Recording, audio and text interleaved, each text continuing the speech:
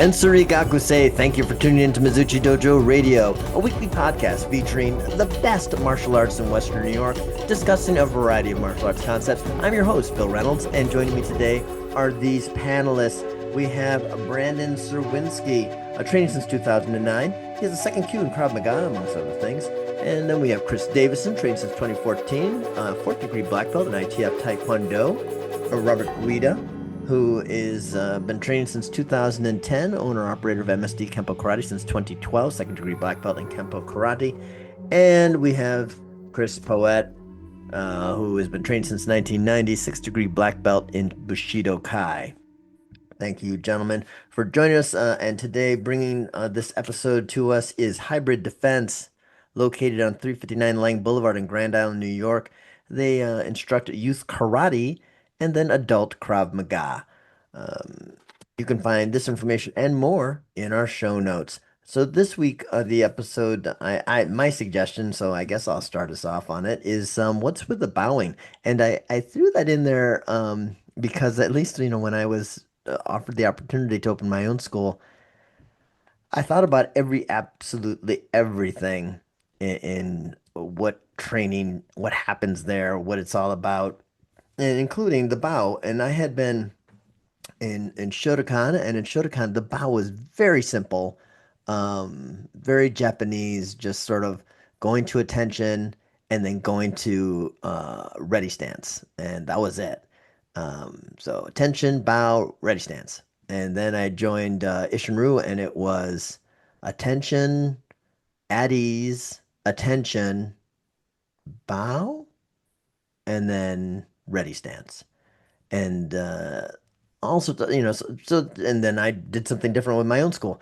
But I think there is something to that, why we do what we do, and I'm even curious, since I don't know, I haven't trained at your schools. I have gone to black belt gradings for Master Davison, and so I've seen what Pride does. But I actually don't know what you guys do, Robert. As far as I know, you're American Kenpo, so maybe you guys pull out guns and start shooting. I'm not sure how you open class, but so I'm interested not only in either what you have your students do, or if you don't own your own school, what you've experienced. And was there ever an explanation for what they were asking you to do? If there was any meaning to it. So let's get in some opening thoughts. Brandon, Hajime. All right. At the end of the day, each school's different bow is fluff, but And if you would, could you when possible, reference actual schools you've trained in, to say, sure. This is why you thought it was fluff or not? Yeah. So, you're going to see some different bows. When I trained at your Mizuchi dojo, the bow is it's almost like a little offshoot with the Chinese salute, for the knocking my mic around. Followed by a bow that de-emphasizes the striking of the thighs. And then you have places, Krav Maga places do what they say Guida. They bow with their arms up. Oh, sort of like the what's his name with the Master Ken. Yes, Ameridote. Yeah. Kind of, but maybe not quite that painful. Just arms like this. That's spits of Krav Maga. Let's just do this all the time. Yeah, why not? There are other versions I've seen. You have the Arnis, the salute. Oh yeah, right. There are several. It is performative, and it is definitely to distinguish a school from the schools I've been in. That was I haven't trained at Hybrid Defense but once, but that was the Training Edge would do that with their bow, the arms in front, as does Spar, which is another Krav Maga school in the area. If I recall. Oh no, they actually just slap their thighs. Sorry. So they will just bow for the most part. The idea of a bow, though, from military, it's the same as why do we salute? Why do we come to attention? It's conditioning at the end of the day. It's not as intense as the military in this case, but it is to Think This about is when you're spoken as a training. Navy man. That's Yeah, just spoken is somebody who's dealt with a lot of that nonsense. Um, it's a matter of, okay, now we're listening. It's almost the same as, when you're wrangling kid students, like, okay, sit on your hands or whatever. It's that, but for adults. I mean, we're still animals of habit. So the bow, whatever it may be, is okay. It's start time. It's start to listen to the teacher. Um, it might differ a little bit per school, but a lot of times it is, let's be real, ever since the 70s, very much, Japanophilia, if you will, conforming to the Japanese bow, um, with added slaps or added things, unless it comes from its own. The Arnis one, I think, is its own. I'm not sure about the Guida. But yeah, it serves a function, but it's fluffy. It's fluffy. okay. So just a little bit of fluff here and there. Robert, your thoughts, opening thoughts. Oh, Robert, you are You're muted. muted. There you go. Two different mute buttons. Holy cow. Okay. Okay, my thoughts. What are my thoughts? I teach three different bows, Hmm. for three different reasons. So like the good students, the bad students, and the You know, I teach the kids to bow because they're kids, and it starts and stops something. Starts class, starts sparring, stops sparring. Um, it's expected of them when they go to tournaments, so I don't want them to be surprised. And I teach them just a traditional like hands on the side and just quick bow. Um, really, we've done a lot more bowing over the years as we've done more tournaments because they expect it, and so I want them to be used to it more than anything else. I teach a traditional Kenpo salute, which really isn't a bow, but there's kind of a bow in there. And I do that because that's how you start and stop Kenpo forms with the traditional Kenpo salute. uh, Bow, what and then bow. what is it? What's the traditional Kenpo salute? You come forward, step forward, come Oh, back, oh, come right. here, and then there's a quick bow at the end. Could you stand up and do that? Jesus. That was good enough. I don't know if we Yeah, can you want his I'm lower just body. kidding. I'm just kidding. I do that because you start and stop forms that way, right? And that's traditional way you're supposed to do it. I guess there's four ways actually. I teach Chinese salute because that's how you start and stop Arnis forms because that's the appropriate way of doing it, right? That's how Tim taught me. So you over the weapon over the heart, weapon over the head, and then you start your form. And then the last thing, and I don't teach this. Don't ask me why I don't teach it. I don't know why I don't teach it, but I bow to my teacher by going to a cat stance and doing a quick bow. And that's how I was taught to do it, to someone of higher rank. And I don't pass that on just because I don't even know why. I just haven't passed that on to really anybody. Um, and so what do I think about bowing? I mean, I kind of agree with Brandon. I think it's kind of fluff. I think it starts and stops something. I think it's a good bookend for forms. I think it's important for kids because, like, one, parents expect to see it, and two, I need the kids to recognize we're doing something different than school, and so bowing is different, right? And then to my teacher, Mrs. C, I bow to her out of respect because of what she's accomplished, which is a completely different thing than everything else. If that makes sense. She has earned that. Um, Interesting. yeah, she has earned that vow, um, based on her experience in her life and what she has done. And that's a completely different thing. Okay. Uh, Master Christopher Davison. Master. So I'm gonna be the dissenting voice here. I Oh, don't the think it's fluff. heel. I thought How Brandon led dare as the you? heel. It's Yeah. not. I don't think it's fluff. I think it's so. Where I've been training for the last 14-ish years.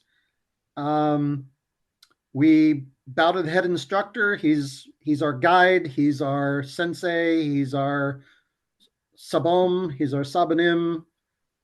In some cases, he's our quadrinim, owns multiple schools. We're showing him respect.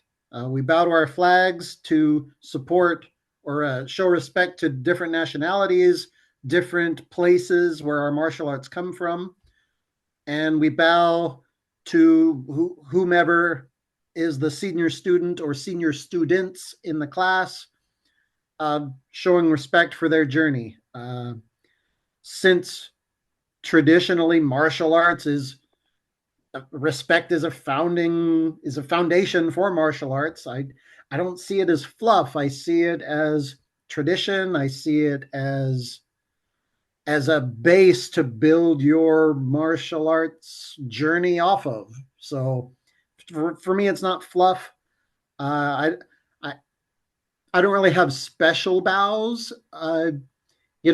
If I'm meeting a 9th degree, maybe I bow a little lower and a little longer. But Come on, typically, man. You guys bow when you see people. You bow. Your people bow when they see me. They bow when they hand weapons. They bow when they say hi. who's these you We've now people? successfully illustrated the two types of people in the military. Yeah, I There's mean, I who's you literally people? got someone bow to me in the bathroom the last tournament, a Taekwondo student. Yeah, but Okay, you just slipped him a bow to 20, me in the so I don't know bathroom. what we're talking about here. It's too Yeah, much. I know what you're doing. I disagree. I think it's a beautiful tradition. I I I'm gonna bow to you next time I see you now. In the Listen to me. If you bathroom. bow to me with my In the wieners in my bathroom. hand trying to pee, it's a problem. Well, look, That's a problem for me. you've lost all that weight. I can't help but bow to you. Ah, so sweet. For me, it's not fluff. It's a legit thing. I'm glad we do it. Okay. Chris Poet. But I guess I actually agree with the Chris Davison here. I started off in Taekwondo, and we always bow to the head instructor, Sabanan, the Kosanem. And then and if we actually had we had like a SWAT team. It was like a team of like assistant instructors. We would bow to them before the class. And currently in my school right now, whenever we do drills, the first thing I do is, when you pair up with a partner, you bow to the partner, you bow, you show respect. And if someone would go like a senior master instructor, maybe would visit the dojo per se, and would come on the floor. It would be the polite thing to stop class, have people face the door, give them a proper bow. To me, it's always been instilled as meaning of respect kind of thing. Like if I'm going to do such as like sparring, right? I'm going to bow to my partner, mutual respect. We're just here training, and then we spar. And when we're done, we shake hands, we bow. A sign of respect. So I guess and I've also trained with Rob as well. That Kenpo bow, or salute, I should say. But yeah, I don't know. I think it's important. I do. All right, thank you, gentlemen. Yeah, so what I got from listening to you all is I heard that bows can be strictly just fluff. Their affectation. There's no particular meaning to them. They just are, just trying to be as Asian as you can. But there's really, that's what it is. Other versions, bookenders, that these can be how you start and stop things. No other meaning than that. Then, of course, we've heard a couple of you saying pretty clearly respect. Although interesting, one of the concepts earlier was respect if it was earned. And then finally, I guess traditions, like this is just how it's done. And it's so I think it's interesting. There's that, and I guess the thing that was missing that I was curious about, and when we open this up to a broader discussion, if you have any knowledge to this effect, that would be great. But Brandon was talking about like the fact that I introduced bakua or hand wrapping sometimes referred to as egg and nest gesture, which some people will fully wrap, and then there's just a preference as to like whether or not your fingers, how many fingers. Like my buddy, they did they Hungar, and at least in his school, they did the fist wrapping, but they had one finger up. Hmm. And when they were gesturing for like Robert was showing with his Kenpo salute, which looked very kung fu to me. Certainly in the Hungar thing, they have a lot of that sort of thing when hands are moving all over the place, and I will say, unfortunately, uh, Sensei Mitchell isn't on tonight, but he could probably he knows why the hands go like this and go over here and that way and that. There's like some all this like meaning and symbolism behind it. For my salute in my school, uh, that's what I would add. There's meaning and symbolism in the salute where we're initially going to basically honor our guardian spirit, patron goddess, the Mizugami, and then even in that gesture, there's a meaning of power and ability versus control and trying to harmonize, and then and then the bringing it together into the egg and the nest is about the joining of powers and balance and things like that. So there's some meaning just within the hand gestures that are done that I was curious if anybody else had that, but it doesn't sound necessarily like that, and that's fine. We do. Oh, okay, Kempo so does. so you do okay. So then, but I will say I will expand on the respect concept because that was the other big one for me that I wasn't, sounds like it's sort of in there. This idea that you might bow differently or bow with a different meaning in your heart depending on who's before you when you're bowing, whether it's somebody standing at a urinal or if they're actually like, entering the school as a high-ranking black belt or they're a fellow student and you're about to engage in something. And I was saying this off air, but and I don't ask my students to do this.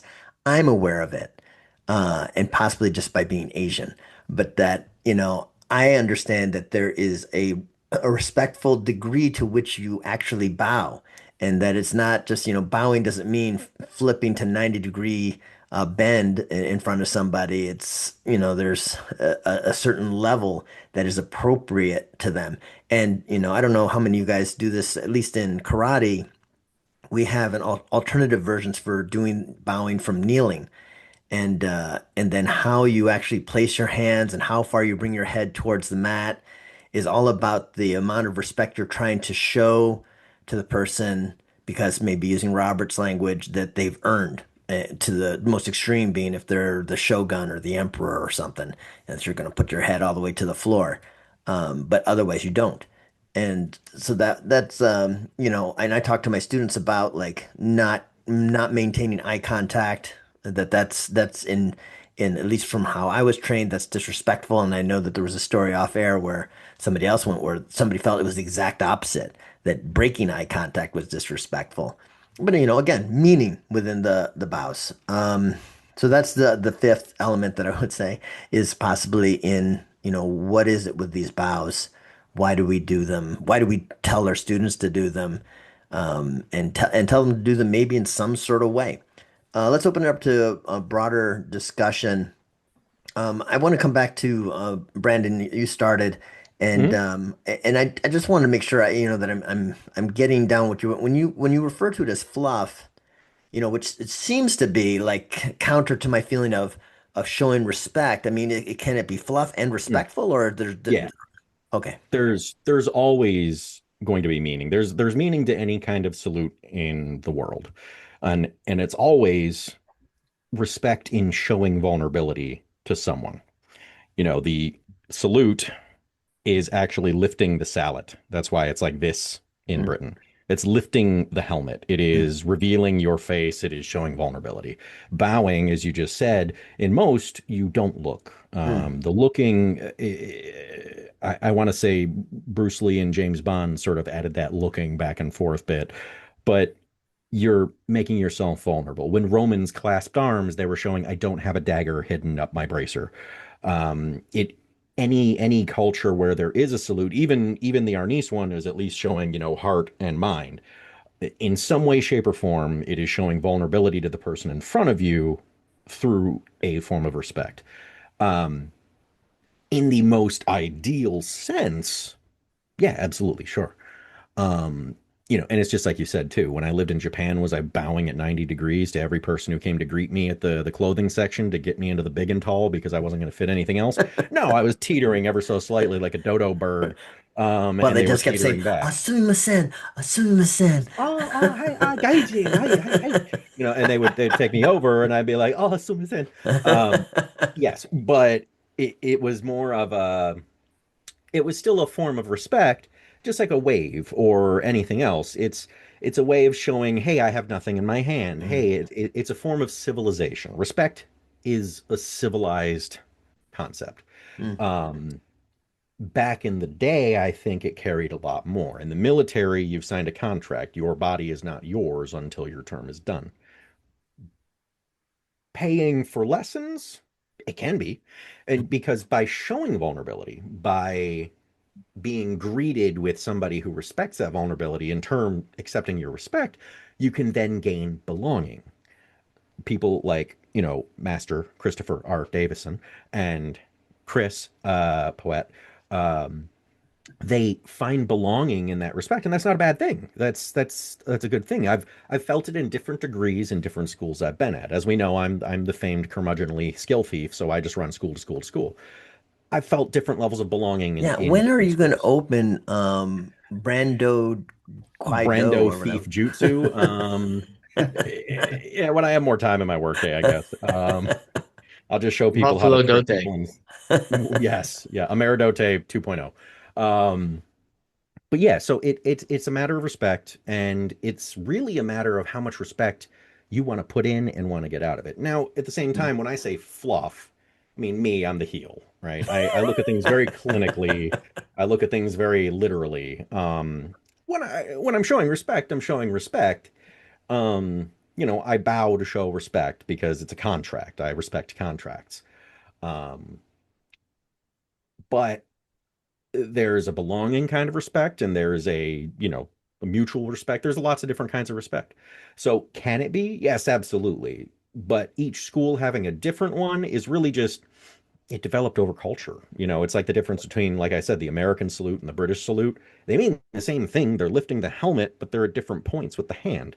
But don't the British, Um, I was just like curious because I'm a nerd on that one. The British like have this thing like longest way up, shortest way down. So they the way they bring their arm up to do their yeah, salute has some meaning to them. yeah, and it's because when you lift the sallet and you bring your hand straight down, that would be my assumption on there. But that's where Mm. it came from.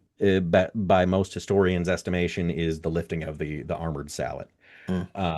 But So yes, they why do the Americans do what they do? I mean, is there anything other than, oh, we just changed up what the British do? I don't necessarily know, and it could very well be due to the tricorn in the colonial period. That notch is real nice. Same for our hats. We aim for the hat bill, if we're wearing a ball cap, things like that. There is also, I bet it's just because it was different. They wanted it to be different. yeah, they probably just wanted to be cooler and snappier. If I had to put Yeah, five that's bucks what on it it, boiled down I, to, I bet it was just to be different than the British. Yeah, look at all the Well, different kung fu salutes. It's like, stop Wow. dancing, so please. Like, it's been by 5 minutes. by the time the United States came around, nobody was wearing a salad. So Yeah, Yeah. yeah. so But they took it we're from the post British armor. who did, Yeah, Yes, right. yeah, Like you were saying, like the vows for some schools could just be Japanophilia, I think you said. And yeah, so maybe, in some ways the Pedophilia. Americans were doing what is it? Is that Britishophilia? I forget what they yeah. call that. Brit Britophilia. I don't know. yeah. Yeah, Britomania.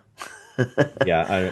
Crumpet time. I don't know. Uh, But yeah, and don't get me wrong. Sociologically, they mimic each other, but they're also. I still agree with Rob. It's perfunctory. It's a function. It does psychologically gear you for the next thing.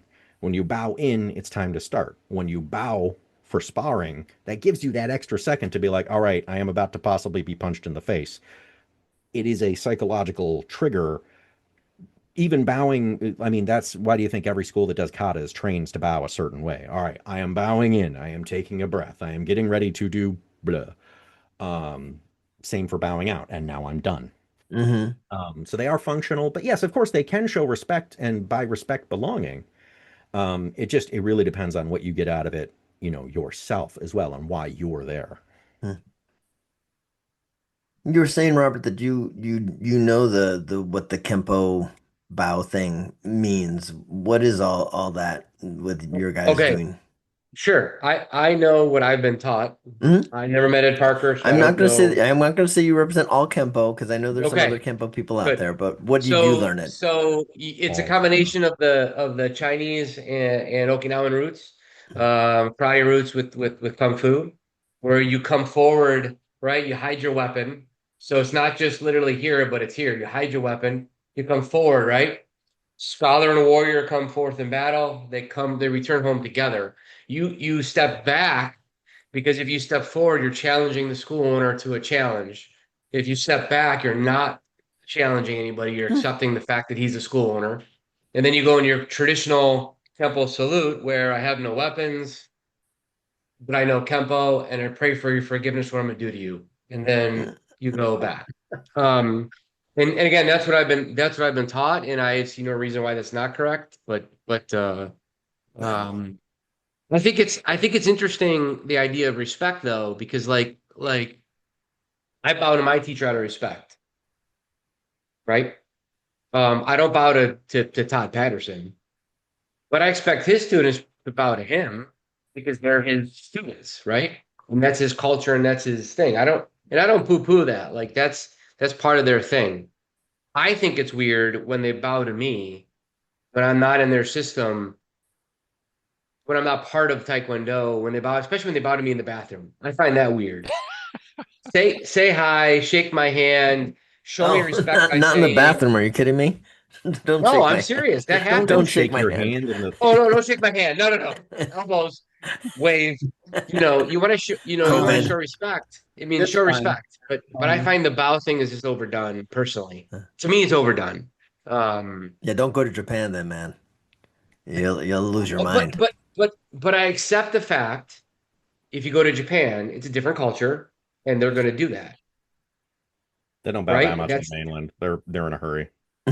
yeah, but I accept that fact, right? But here, I almost feel like it's forced.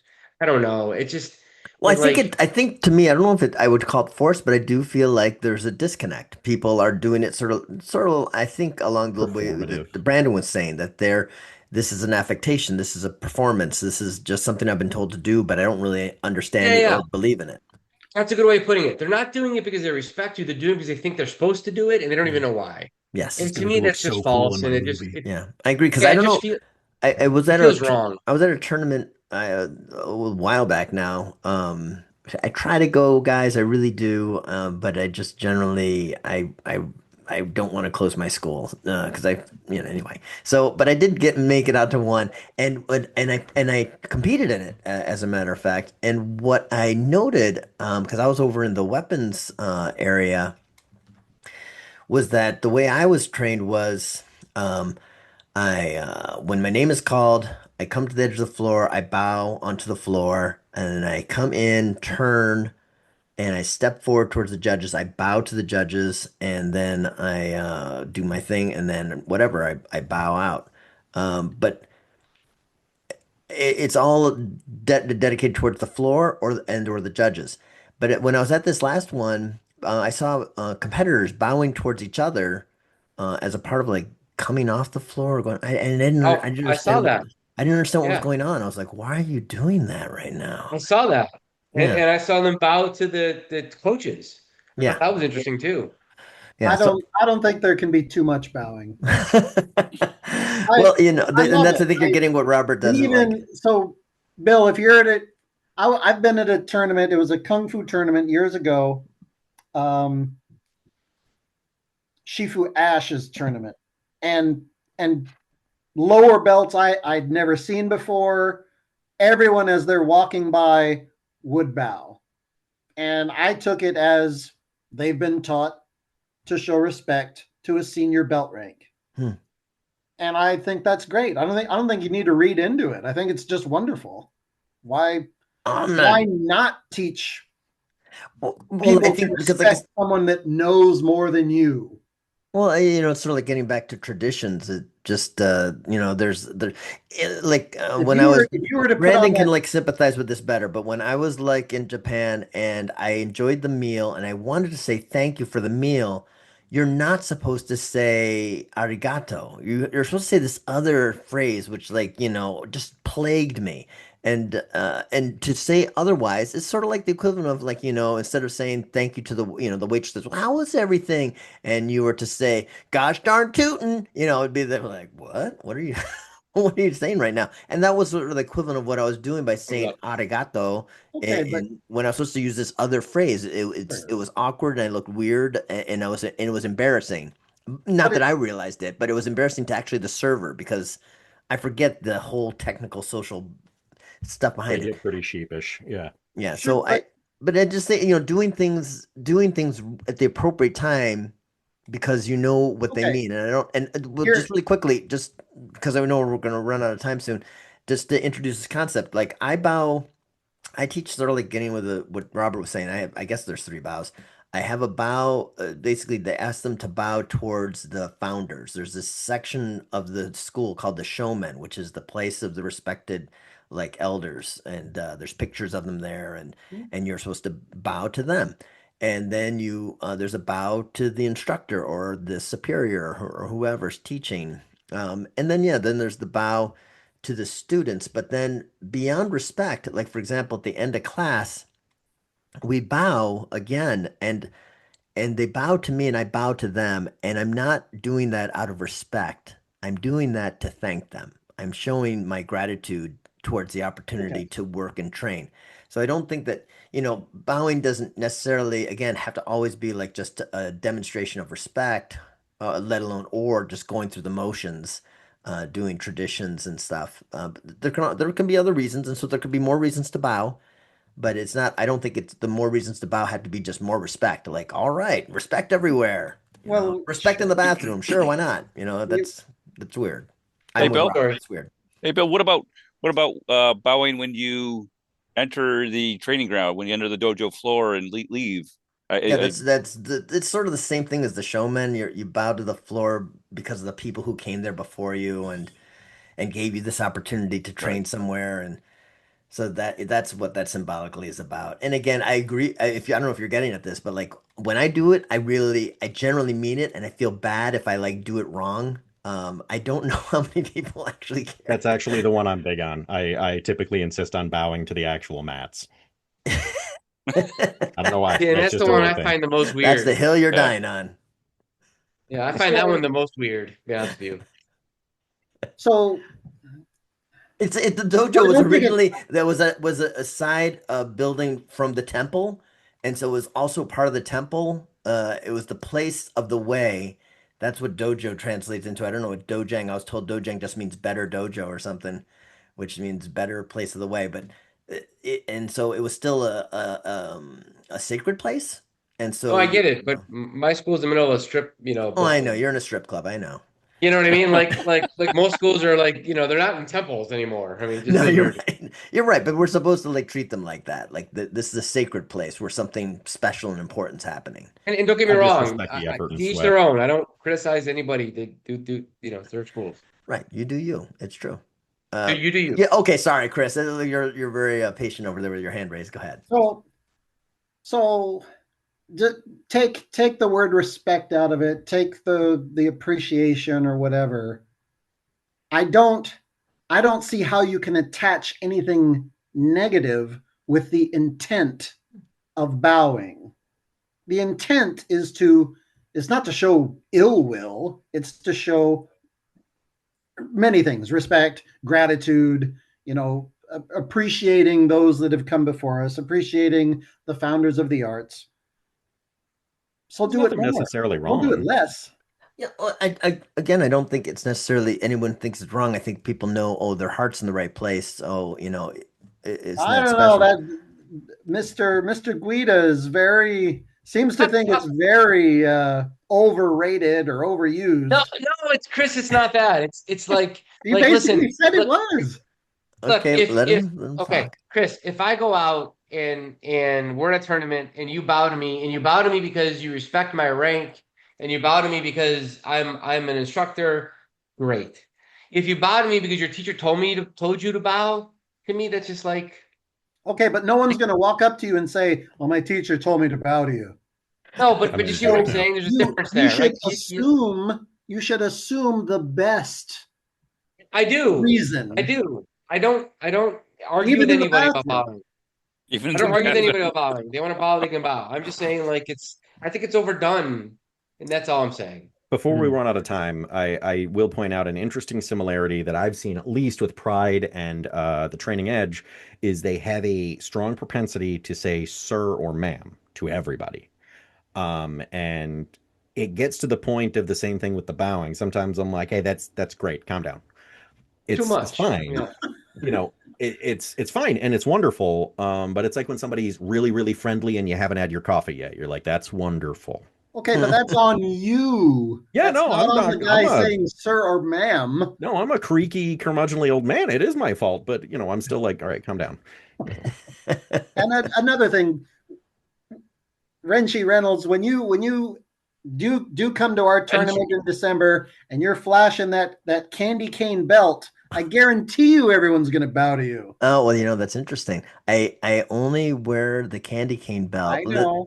to ceremony. So I know. I can't wear it if I like am competing in something, but if I'm like there in official capacity, then for something special. Yeah, that's a tradition too, right? We could talk about maybe another time the uniforms and why they are the way they are, but like that's how I was trained and when I like read this stuff is like, the idea that somebody walks around in their candy cane belt at all times is off to me. It's like, why are you doing that? You should just you're working man. Sort of like when you talk to a senior enlisted and you call them sir, and they're like, I work for a living. Don't call me that. Yeah, yeah. So I think it's sort of similar. All right. Wow, an amazingly rambunctious discussion. But with that, I'm going to have to say, Yame. Thank you, panelists, and thank you, listeners, for your attention. We'd love to hear from you about this topic, and you can share your thoughts to our threads at Mizuchi_dojo, or you can email us at mizuchi.dojo.hanbu@gmail.com. Also, please consider contacting our other panelists. Some of them, if you look in the show notes, have given their social media, so you can learn more about them and where they teach and what they do. So consider that as well. Also, I'd like it if you supported this podcast by subscribing via our Patreon. For $1 a month, you can help keep this podcast on the air, and higher contributors get even more stuff. You can learn more about that in our show notes as well as on the Patreon page. Mata Yasai.